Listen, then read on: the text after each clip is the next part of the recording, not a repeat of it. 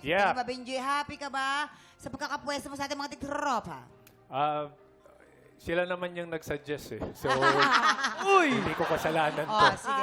Okay. Tingnan Nakinig ako natin. sa kanila eh. Tingnan natin kung may naitulong ba yung mga suggestion nila. Dahil aalamin na natin kung may na-match ka ba. Anong sabi ng balita? Ay, may isa naman, Benji.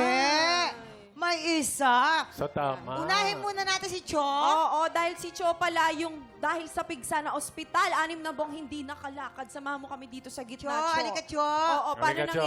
anong naging solusyon dun sa pigsa mo? Kasi di ba usually, tama yung ginawa ni Kuya Jason sa amin. Yung bote talaga, Pero di tama yun, High-tech eh. yan. Yung bote na soft drinks, nyanyangga mo yun, tapos pap mo lalabas yung mata. Yes. Tama Sa'yo, si ano pong Donita. nangyari? Yung sa akin kasi, hindi tumatalab yung oral meds. So, kailangan ko iswero, kaya pa-hospital po ako. Baka yung di baka yung pigsa mo may sore eyes pa sa loob, kaya doble-doble yung ano.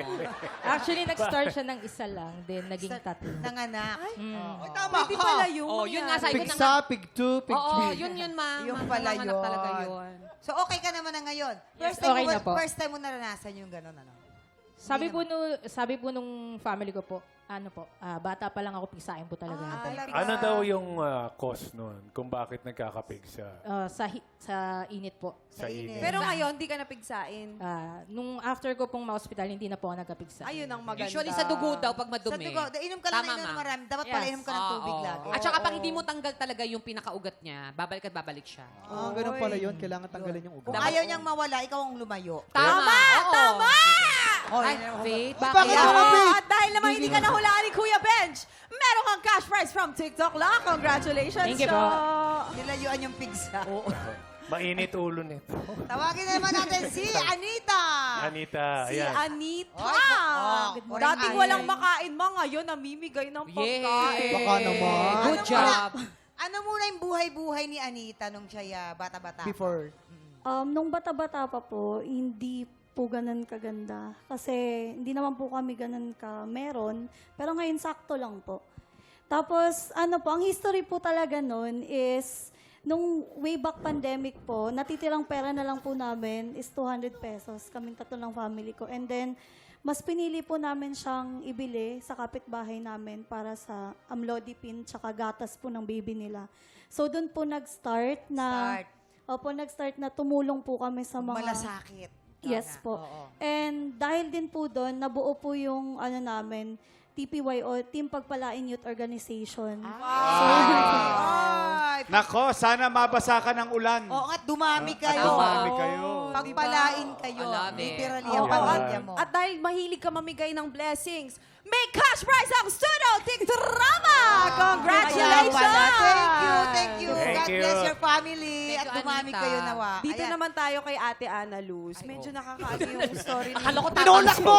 Sorry. Kuya Benji, bakit mo tinulak? Akala ko kahit ko, meron palang tinutungtungan Tinulak pa sa Pero ano, Pasensya na ho, sorry. medyo seryoso Medyo yung ang- kwento ni Ate Ana Ang Luz. buhay po Dahil ni Ana Luz ay kapupulutan po natin ng aral at inspirasyon. totoo po Tama. yan. So, Dahil pakinggan po natin. si Ate Ana Luz ay batang iniwan sa kamag-anak, kinadena.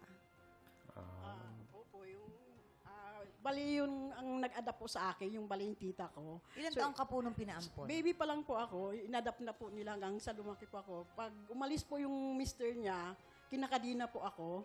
Pagdating ng alas 5 po, kinakalagan po ako, inaayusan ng tita ko. Tapos pinapasok po nila ako sa kabinet. Okay. So, pag sinabi mong tito and tita, ano to, kapatid ng nanay mo? Opo. Sino ang kapatid? Yung babae po. Yung babae Opo. ang kapatid ng Yung- nanay mo. Okay. So, pag wala ang tito mo, kinakadena ka niya? Opo. Anong ilang taong ka nun? Kung sa Ano po pagkakatanda ako, mo? basta 3 years old, bata pa po, hanggang sa dumatang ako ng 7 years old, hanggang sa umabot ng grade 6 po. Ganun Umabot po. pa Tapos- ng grade 6. Opo, tapos hindi ko akalain na yung tinuring kong ama, may ginawa po sa akin na hindi maganda.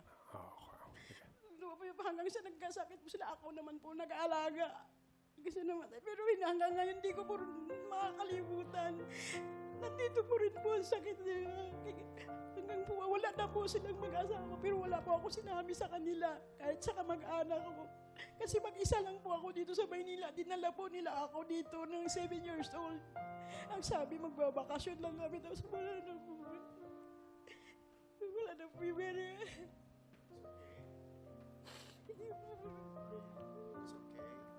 Don't worry. It's okay. Salamat po sa itaas. Kahit nakayanan ko po, at binigyan po ako ng 4 na anak. Yan. Don't worry too much. Nakaraos ka na. Alam, oo, totoo, tama. Tama si Yorme. Alam mo kung bakit mo na-survive yung mga pinagdaanan mo? Kasi meron kang 4 na biyaya ngayon. Yun yung mga anak mo. Nakailangan ka nila.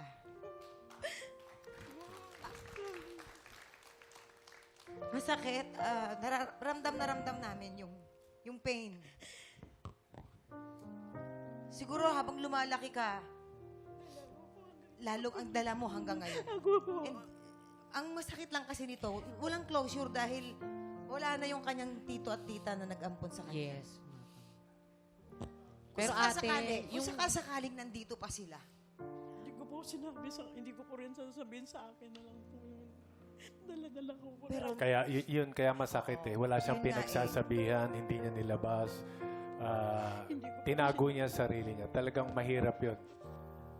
Kasi minsan, di ba, mas mahirap pang ilabas mo.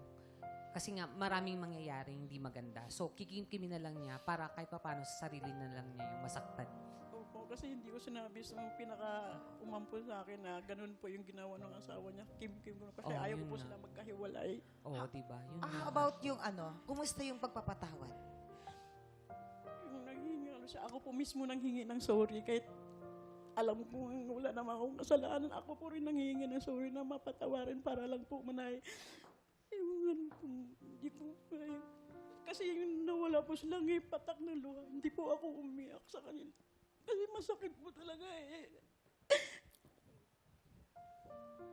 Hindi ba, sabi nga ni Poco ang Hindi ko, may mga anak ka. yung ginawa Okay. niya sa akin eh. Yung Oo.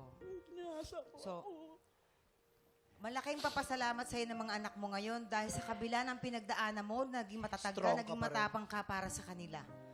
Kaya, alam mo,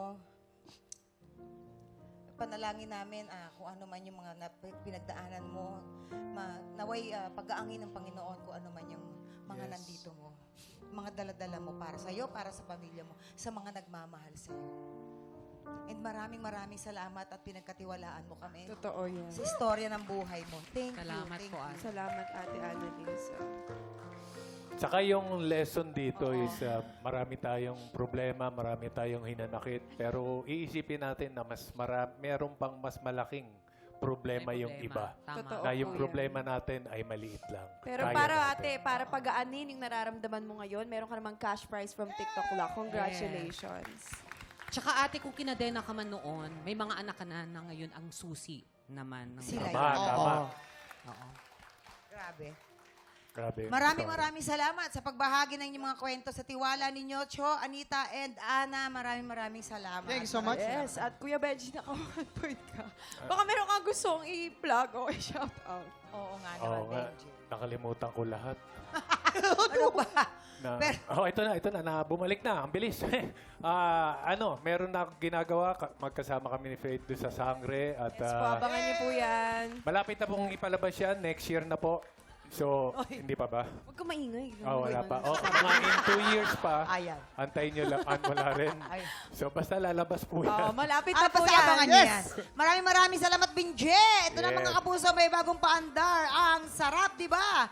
Simula po bukas, ito yung duo pageant na Beauty and the Beshi. Yes, at maraming salamat po sa lahat ng nanood ng last Saturday. Kasama ko po dyan si Shubi. Eto na, Bardagulan Pageant. Ito na tandem ang labanan. Isang konteserang girl at isang fabulous gay bongga di ba, Donito?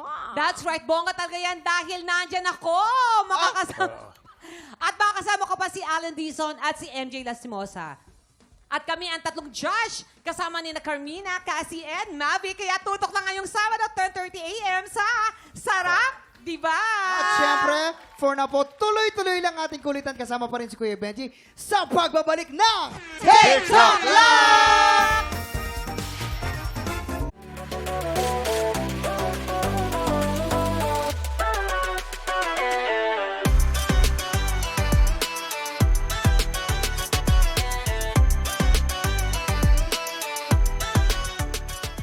Tiktropa, pinanood mo hanggang sa dulo itong video na to at dahil doon, very good ka. For more happy time, watch more TikTok Lock videos on our official social media pages and subscribe to GMA Network official YouTube channel.